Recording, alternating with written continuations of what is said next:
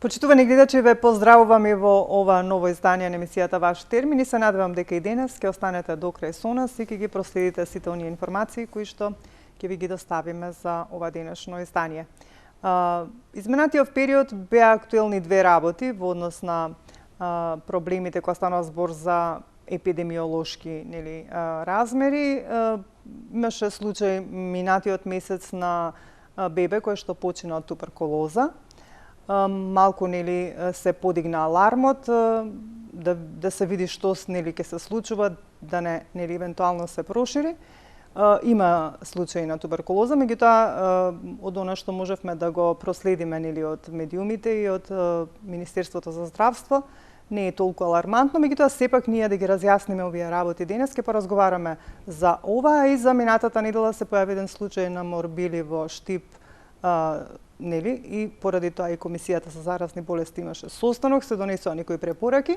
Ќе ги опфатиме овие две работи се со цел да ви доближиме што се случува, да бидете мирни, смирени, да доставиме информации, да видиме каква е состојбата и дали има потреба од загриженост. За таа цел веќе со мене во студиото е доктор Злата Мехмедовиќ, кој што е портпарол на Комисијата за заразни болести, веќе со мене во студиото и со него ќе поразговараме на овие теми, директно ќе ни каже каква е состојбата и со туберкулозата и со морбилите и да знаеме што понатаму како и ние да се однесуваме, а исто така и оние кои што имаат дечиња да знаат дали состојбата е алармантна или веќе е смирена, да не се грижите. Меѓутоа, разговорот ќе го започнеме. Првин од кој ќе ги видиме покровителите на 10-та јубилејна сезона на Ваш термин, за и вие да ги видите и на кои сум им многу благодарна, а потоа ќе се вратиме во студиото да го започнеме денешниот разговор.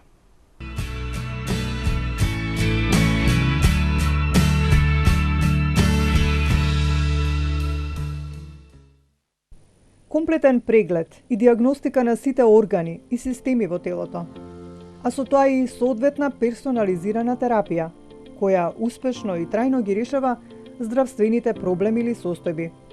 Ова можете да го добиете во Центарот за биоинформатика, каде можете да го закажете својот термин и да имате увид на целосната ваша здравствена состојба, а услугата ќе биде изведена на максимален брз и професионален начин. Одговорни во Центарот за биоинформатика се Татјана Илиевска и Кристијан Давидовски.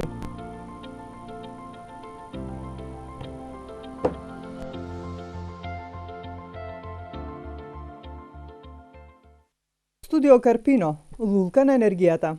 Водечко студио за масажа, физиотерапевски и козметички услуги, лоцирано во срцето на Скопје. Нуди прекрасен амбиент, безпрекорен квалитет, преку 20 типови на масажи, третмани за лице и тело, а ќе ве пречека експертски тим со нивната љубезност и професионалност.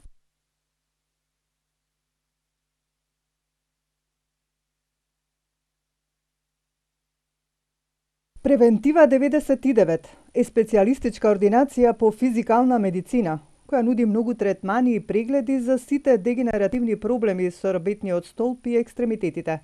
Ехо прегледи, шок-вейв терапија, декомпресиона терапија и многу други професионални третмани со доктор Симона Ристовска, специјалист по физикална медицина. Атиккор, ординација доктор Наумовски, е првата приватна ординација со кардиологија и интерна медицина, основана од доктор Јосиф Наумовски. Нуди специјалистички прегледи, ехо прегледи на срце и внатрешни органи, ехо на штитна жлезда. Ординацијата се наоѓа во близината на грчката амбасада, а одговорен доктор е доктор Крумен Наумовски, специјалист интернист.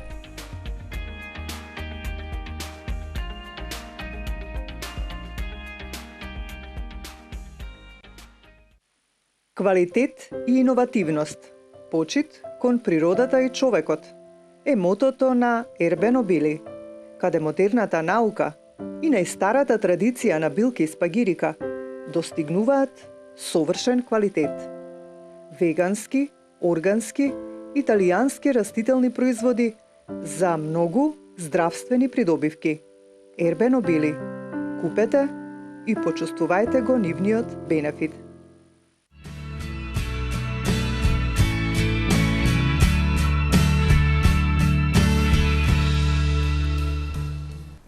Да, сме повторно назад во студиото, како што кажав и на почетокот, ќе поразговараме за две теми, нешто што беше актуелно изминатиот период, значи имаше појава на случај на туберкулоза, каде што за жал едно бебе почина, а исто така изминатата недела се појави еден случај на морбили. Имаше состанок, како што напоменав, Комисијата за заразни болести.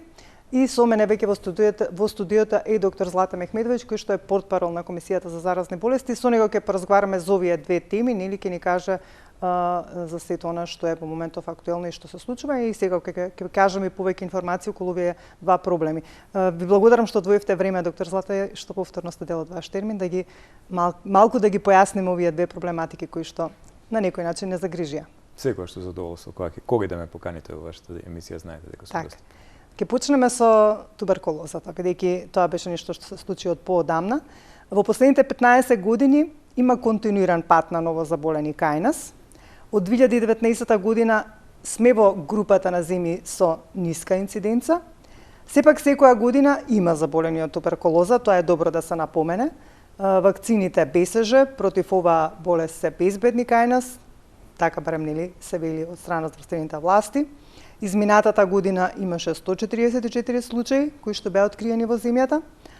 Ќе ни кажете во моментов како стојат нели работите, додека во светски рамки секој ден речи се 4400 луѓе умираат како последица на туберкулоза, што се смета за една од најсмртоносните инфекции во светот.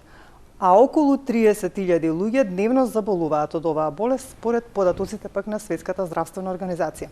Ајде првин да ни кажете како стојат работите сега, дали има причина за загриженост или веќе можеме да кажеме дека е смирена состојбата со туберкулоза?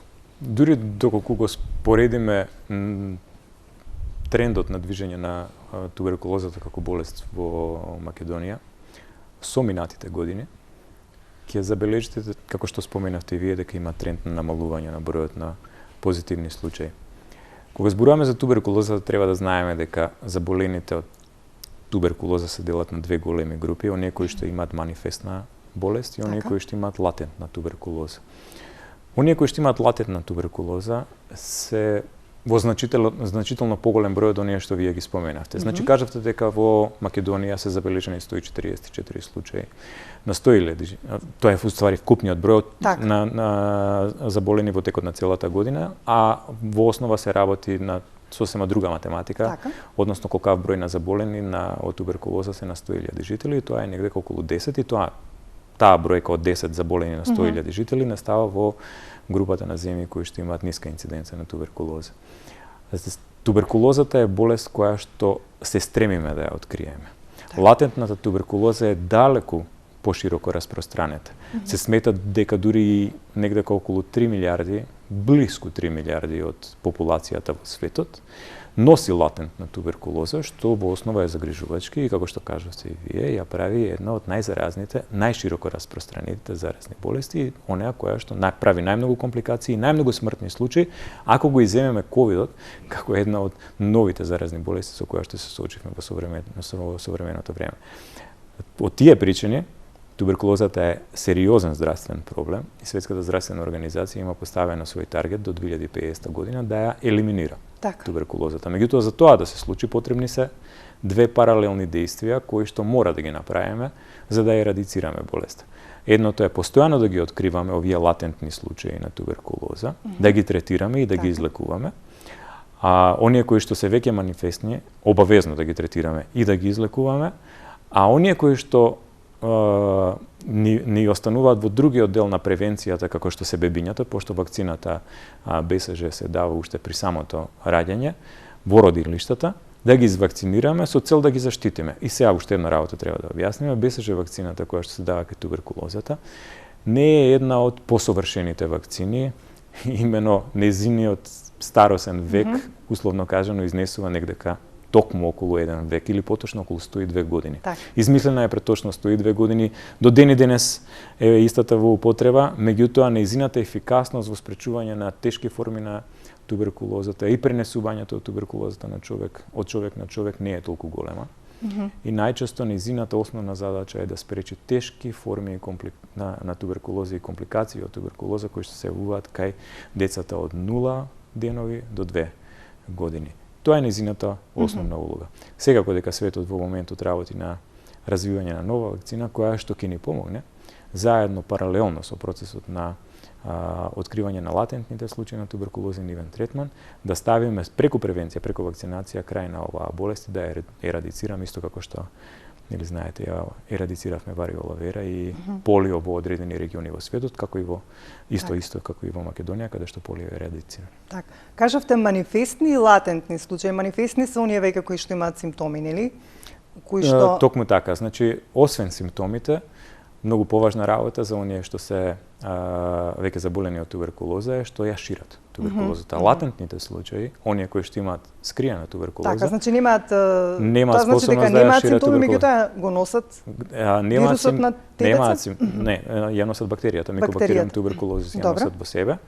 Меѓутоа таа е заобиколена во еден облак на инфламаторни клетки, кој што се нарекува гранулом. И во тој гранулом внатре живеат подолго време тие бактерии на туберкулозата. Сега со тек на време, доколку подолго време не се распадне тој гранулом како резултат на некоја друга инфекција или како резултат на пад на имунитетот, тогаш тие внатре затворени бактерии преминуваат во една друга форма, која што се вика млечна форма, казеозна форма, потоа преминуваат во едно сврзано ткиво во кое што има и примеси на калциум, па често пати кај луѓето кои што некогаш биле инфицирани од туберкулоза, на рентген снимките можеме да видиме дека се работи за прележена туберкулоза преку постоење на така наречени калцификати кои што означуваат некаква лузна од веќе прележана туберкулоза. Таму веќе немате опасност од тоа да се шири микобактериум туберкулозис и да инфицира други луѓе. Меѓутоа, онамо каде што имате пад на имунитетот, реков друга болест, може например ХИВ инфекцијата да биде причина за Да, обично тие се тестираат, нели? Па да, кога е светскиот ден на болните од ХИВ, тогаш обично се подига и свесноста за туберкулозата како болест. И кога имаме такви случаи каде што падот на имунитетот е пред се причината поради постоењето на друг вирус, тоа е хуманиот имунодефициентен вирус, тогаш во такви случаи доаѓа до распаѓање на грануломот во белодробното ткиво, ослободување на микобактериум туберкулозис и тогаш може да настане инфекција на околината. Во основата може да настане и имунокомпрометирање во возрастни луѓе кои што имаат веќе онака ослабен имунитет и секако децата се тука ризична група затоа што нивниот имунитет не е добро оформен. Но, како што кажав, вакцинирањето уште во родилиштата на некој начин е компензација или барем некаква сигурност за децата дека во наредните 2 години барем нема да развијат тешки форми на туберкулоза. Како би ги откриле латентните случаи, бидејќи кажавте кога би можеле да ги откриеме или латентните случаи, би можеле на некој начин да делуваме да обично не постои стандарден скрининг за откривање на латентните случаи. Во Институтот за туберкулоза во склоп на клиничкиот центар Мајка Тереза се прават тие откривања. Исто така и во АТД диспансерите кои што се наоѓаат во здравствените домови, значи се прави рентгенграфија, се прават лабораториски анализи, ИГРА или може да се прави познатиот туберкулински тест или манту тест, кога се открива дали некој дефинитивно има потенцијал за да биде дали носи воопшто антитела кои што се карактеристични за туберкулозата и врз основа на таква дијагностичка процедура можете да докажете дали кај одреден човек постои латентна туберкулоза или не постои латентна туберкулоза. Меѓутоа, процесот на скрининг не е задолжителен. Значи нема скрининг кој што се однесува на туберкулоза во форма на превенција. Во наредните години, зависно со тоа како се одвива политиката за ерадицирање на оваа болест, можно и тоа да се наметне како јавно здравствен проблем, меѓутоа сега во моментот имаме се уште премногу други заразни болести кои што ни задаваат премногу главоболки за да можеме да се фокусираме на ерадикацијата на туберкулозата. Каква е во моментов состојбата? Имате информација колку имаме случаи сега на туберкулоза кои што се сместени на болничко лекување? Во моментот мислам дека се десетина на болничко лекување според она што ја добив информација од Институтот за туберкулоза. Меѓутоа не е тоа ништо ново и не е тоа ништо поразлично од она што било во текот на изминатите години. Изминатите 2 години никако не ги ставаме во контекст со било кое друго заболување, затоа што никогаш не добивме точни информации за тоа колку е.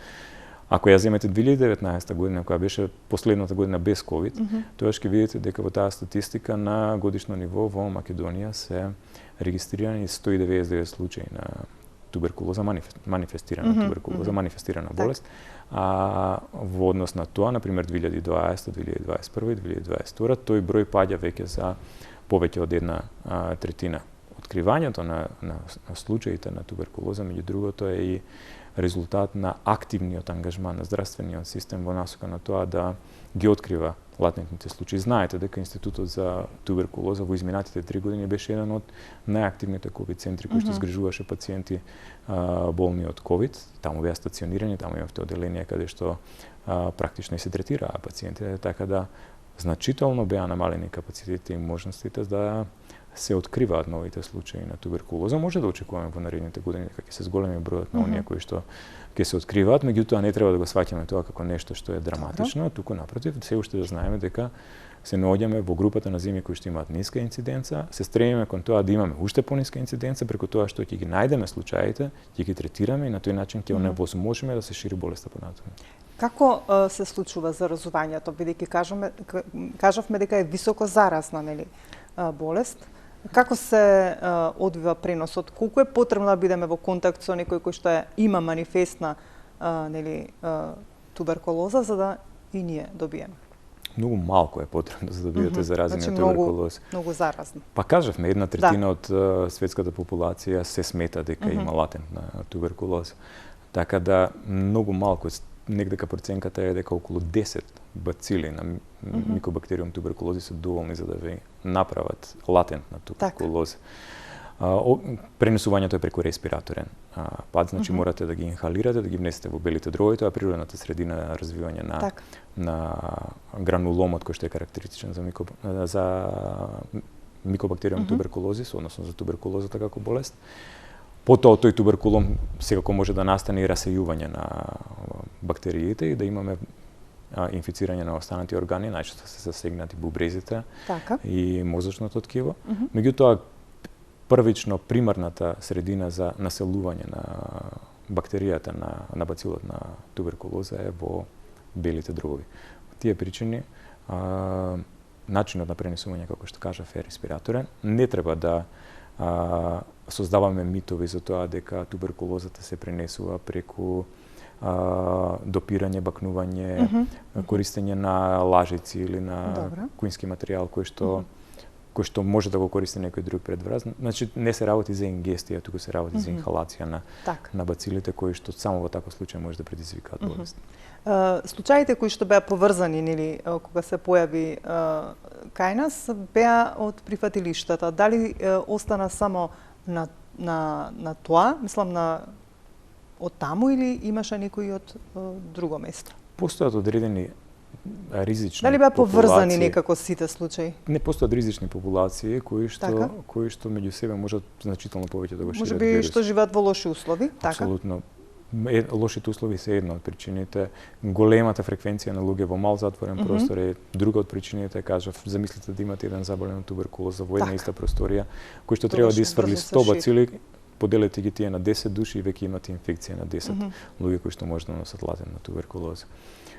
Обично кај тие луѓе кои што живеат во такви затворени простори, најчесто се случува поголемиот дел од нив да заболат уште во првите 2 години. И тоа значи дека и тие ќе продолжат да ја шират туберкулозата како болест.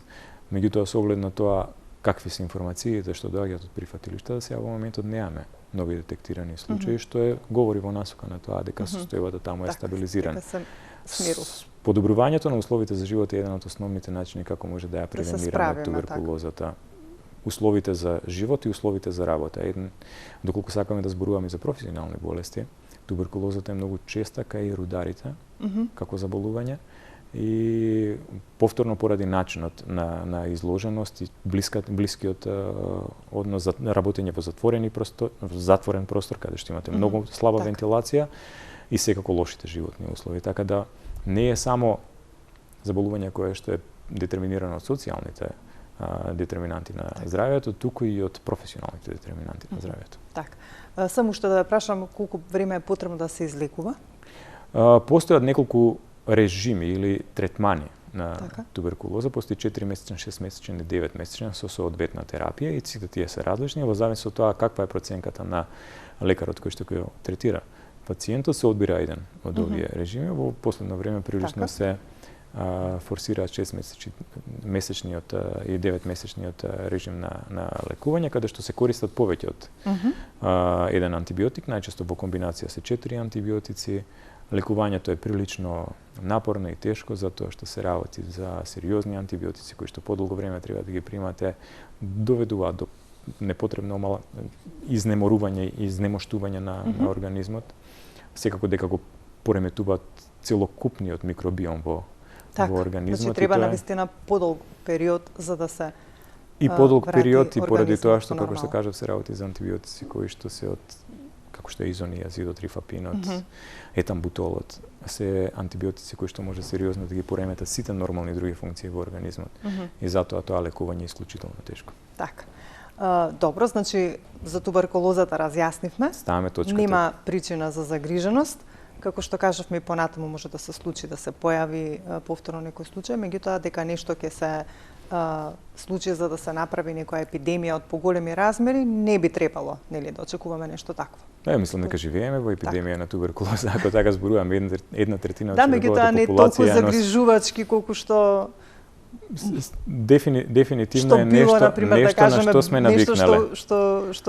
Што било Ја кажа вакцината дека е откриена пред предстои 2 години, значи еден век и 2 години. Пред еден век. Нешто што било навистина загрижувачко, не треба. Роберт Кох предстои 40 години го открил бацилот на туберкулоза, така да во основа се работи за болест која што долго време ја знаеме, ја познаваме, сме изучувале, ги знаеме симптомите, ја знаеме терапија. Преку 70 години веќе постои терапија која што е ефикасна против туберкулоза, така да од тој аспект не загрижува. Долго време ја знаеме болест. Така, не е нешто што не ни е познато. Како што беше ковидот, па да моравме тоа беше сосема друга приказ.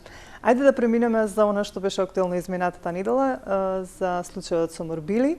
Ајде уште еднаш вака ние да ги повториме работите кои што ги имавте вие на состанокот, излеговте со соопштение што беше донесено. Како стојат тука работите? Сега за сега стабилно. Така. Подолго време Комисијата за заразни болести предупредуваше дека точно, да. Го знаеме нискиот опфат на имунизација со МРП вакцина помеѓу децата и дека тој може да биде основна причина, тој опфат може да биде основна причина за појава на спорадични случаи на морбили или на некоја помала или поголема епидемија со морбили. Често пати во текот на изминатите 6 месеци ке не слушнавте по завршувањето на нашите состаноци на пресконференции дека како кажуваме помеѓу другото говорејќи за ковид, па и за мајмунските сипаници, дека говоревме понекогаш и за морбилите, дека треба да се разбуди свеста кај родителите за превенција на болести кои што навистина може да направат сериозни компликации кај децата. И тука секако разговаравме пред се за морбилите, односно ги посочувавме морбилите. И врз основа на тие наши препораки постојано го палевме алармот во јавноста дека може да не се појави некој случај кој што во зависност од тоа какви контакти имал со останатиот дел од невакцинираните деца може да направи помалку или повеќе проблеми преку пренесувањето на болеста. Се работи за многу лесно пренослива болест.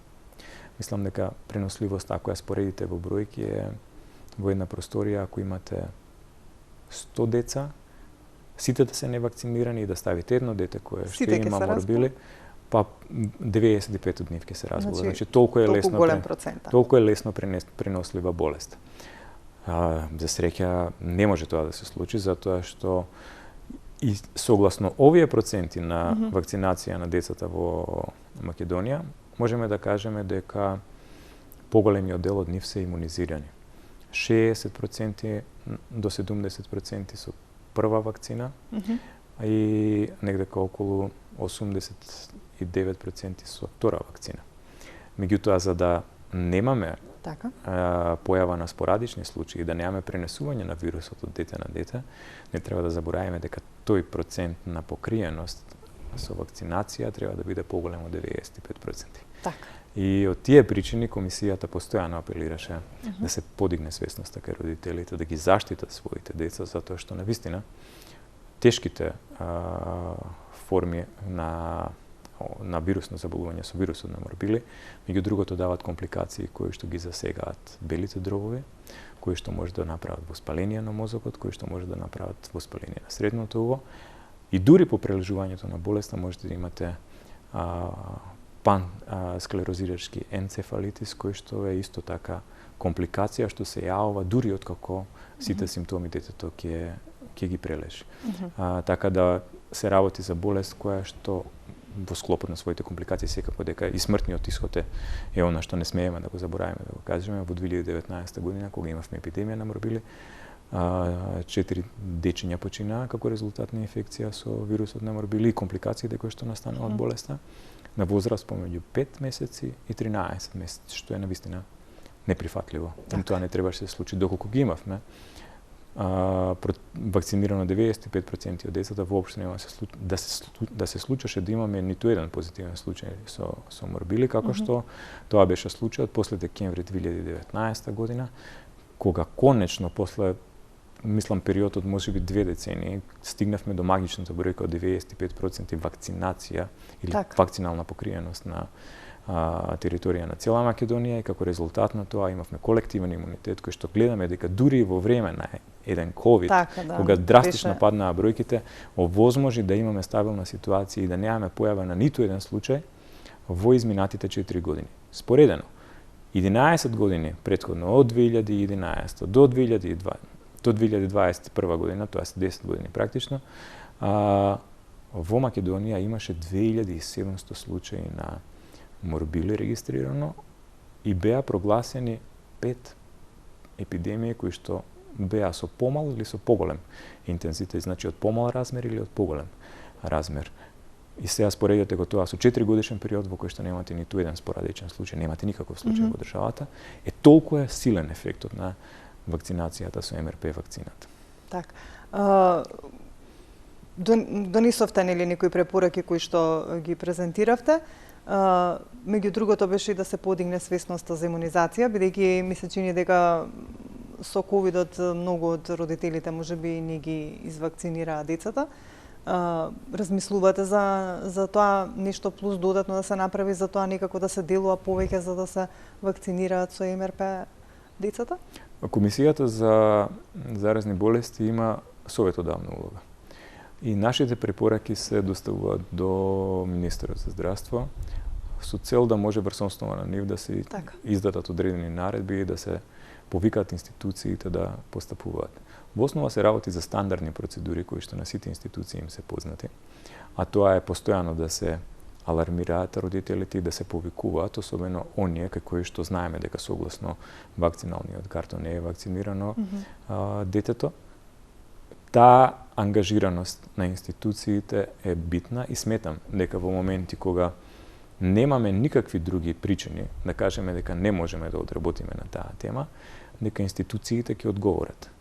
Останува и другиот момент. Родителите да ја подигнат свесноста за тоа колку е опасна морбили, колку се опасни морбили како вирус и колку е важна вакцината во превенирањето на компликациите кои што настануваат како резултат на инфекција со морбили. Во текот на изминатите години додека беше пандемијата со ковид, сигурно дека се сеќавате на вакциналните пунктови за ковид во кои што најмногу беа ангажирани луѓето кои што работеа во вакциналните пунктови за деца. Така. Капацитетот беше пренаменет. Имавме друг приоритет. Меѓутоа сега тоа не го гледате. Сега целокупниот фокус на здравствениот систем е во насока на тоа да се подигне процентот на вакцинација за редовните вакцини кои што се од задолжителниот календар за имунизација.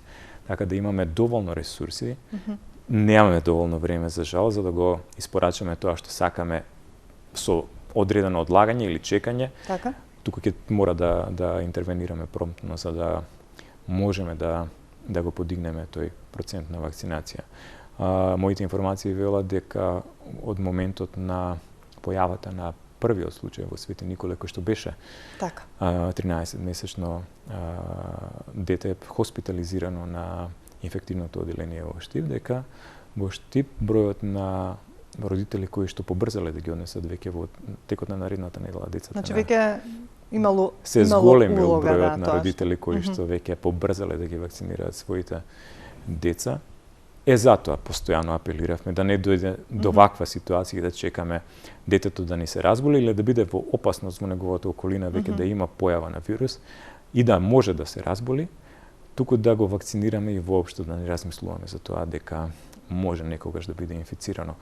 МРП вакцината има висока ефикасност во спречувањето и на пренесувањето на морбилите, меѓутоа и во однос на тоа да ја митигира болест, односно да ги ублажи симптомите, да не кажам да ги неутрализира. Так, нема друг случај колку што нели разговаравме и пред да почнеме со емисија. Направени се сите епидемиолошки истражувања, дополнително според она што ја го имам како информација е дека уште 4 лица се тестирани за морбили и сите 4 резултати се негативни. Тоа е согласно епидемиолошката анализа која што е направена и врз основа на некоја клиничка слика која што е наликува на морбили.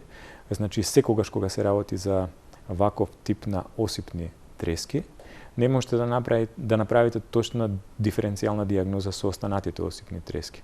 И затоа морате да преминете кон серолошко тестирање или кон се знае точно. Да, или кон земање на брисеви со цел да може да се знае точно дали имате инфекција или немате инфекција. Така е постапено во случај со 13-месечното дете од Свети Николе, кога кај детето е направено серолошко тестирање, видено е дека има висок титар на антитела кои се специфични за морбили и од тие причини е верифицирана болеста во лабораторијата во Институтот на јавно здравје.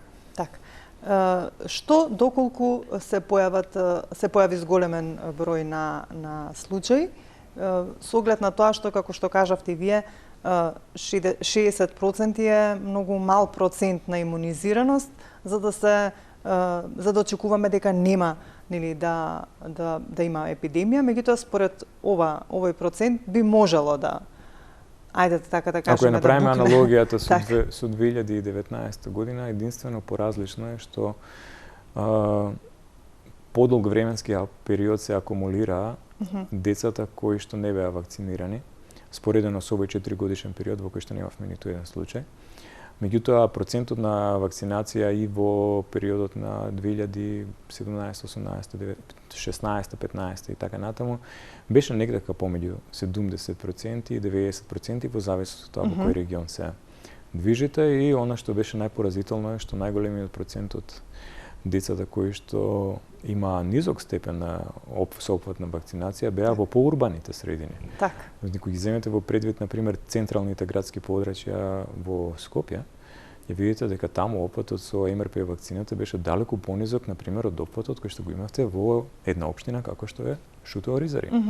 Така да таму беше неверојатно повисока свесност за тоа колку е важна вакцината за децата и беше навистина изненадувачки како и какви информации добиваат родителите од централните градски подрачја со кои што воедно добиваат представа дека МРП вакцината не треба да биде нешто што е добро за нивното дете. Беа засилени кампањата, јас се сеќавам уште од... Зошто толку се плашат? Што се плашат? Со што ја поврзуваат најчесто?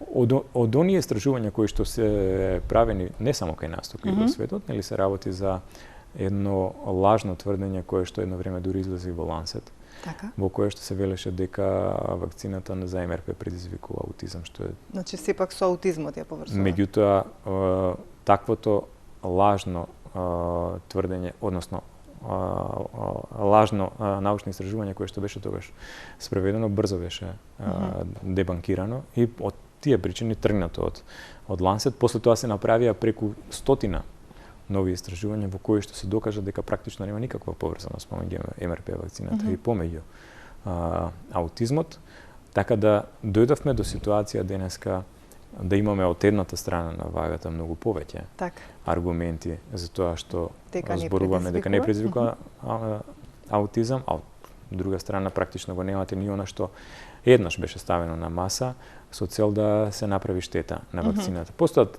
разни причини зошто тоа се прави во светот и зошто одредени луѓе навистина сакаат да предизвикаат штета. Меѓутоа, тоа во некоја друга емисија која ќе не повикате, со задоволство би зборувал и за дезинформациите и мизинформациите. Во ред ќе треба можеби такви некои емисии кои што ќе некако ќе може да ги слушнат, нели, родителите, па да ги добијат информациите се со цел да не се плашат и нели да ги вакцинираат своите деца, за да не нели има понатаму некој несакан исход од заболувањето, нели од морбилите, па и од другите. Еве однапред ви се ставам на располагање, нема да биде толку здравствена темата, ќе биде малку повеќе информативна, јавно здравствена темата, затоа што навистина сметам дека гледачите ќе слушнат многу нови информации за кои што никогаш во животот порано не слушнале, за начинот на кој што одредени информации се шират помеѓу популацијата и поради кои се основните причини поради кои што истите се шират. Добро, ќе се договориме и се надевам дека ќе реализираме. Доктор Злате, би сакала нешто друго кога станува збор за морбилите. Ме интересира дали мора секој еден да ги прележи морбилите или може, например, асимптоматски да ги прележи?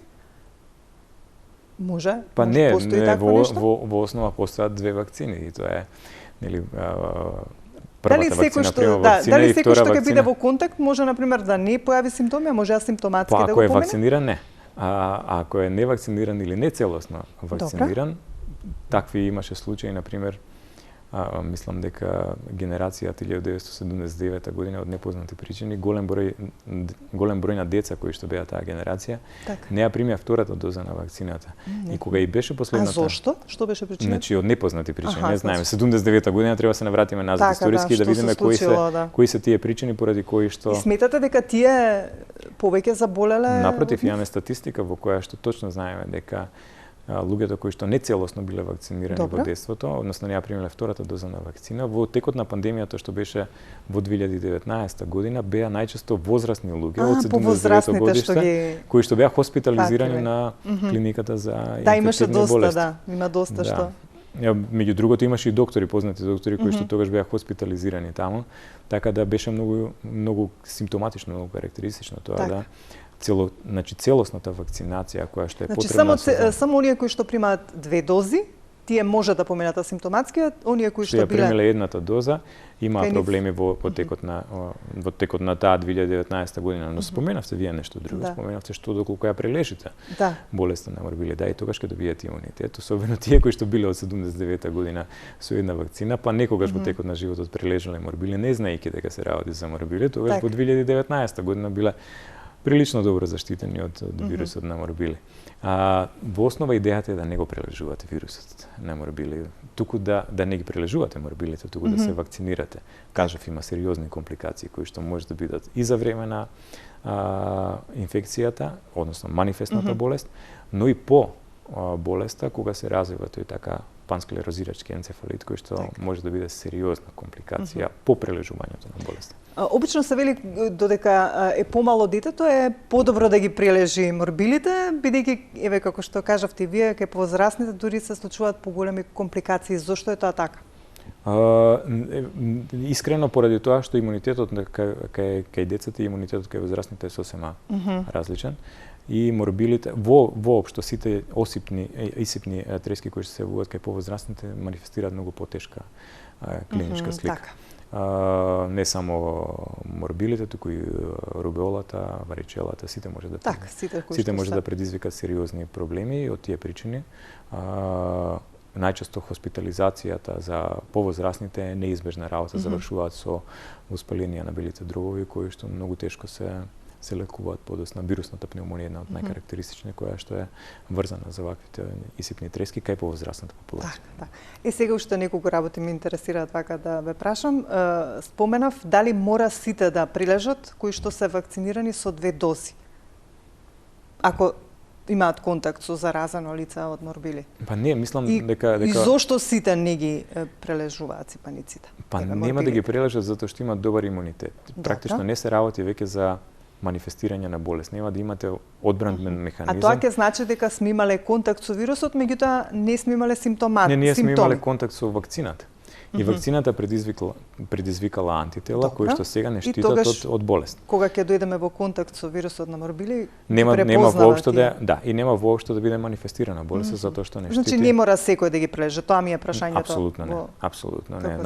Тие што се комплетно вакцинирани, што имаат создаден добар имунитет, немаат имунокомпрометирана состојба во моментот кога биле вакцинирани, тие секако дека ќе бидат оние кои што имаат кои што ќе имат квалитетен одговори, кои што нема да имаат проблеми, кога ќе дојдат во контактот со вирусот на морбили. Такав всушност и успеавме 4 години да издржиме без да имаме ниту еден спорадичен случај на. И сега бидејќи нели додека немаше прилежување тогаш на болеста поради тоа што не можеше да се пренесува. Така, додека не се појават оние нели што се вика нели специфични исфрлања и пликчиња по целото тело, до тогаш не знаеме ние дека имаме нели морбили. Колку пред да се појават симптомите е заразен едно лице кое што има морбили? Неколку дена пред појавување на карактеристичниот осип на кожата и негдека од 5 до 7 дена по појавувањето на исипот од кожата. А периодот на инкубација... Околу 10 дена би било практично. Од прилика би било помеѓу 7 и 10 дена. Периодот на инфективност, додека периодот на инкубација е подолг, тој трае помеѓу 9 и 11 дена пред појавата на температура, односно на симптоми кои што се поврзани додека не се појават симптомите, така. Да, или негдека 14 дена пред појавата на осипот. Така, добро, значи да бидеме мирни, немаме опасност нити од епидемија на туберкулоза. Епидемија кога говорам за поголем број на случаи, а како што кажавте, постојано си има некои бројки, а исто и за морбилите моментално нема некој нов случај, меѓутоа апелираме до сите родители да ги вакцинираат децата, се со цел ова што го говоревме досега, нели, да биде во нивен прилог кога ќе дојдат во контакт со некое заболено детенце или лице од морбили.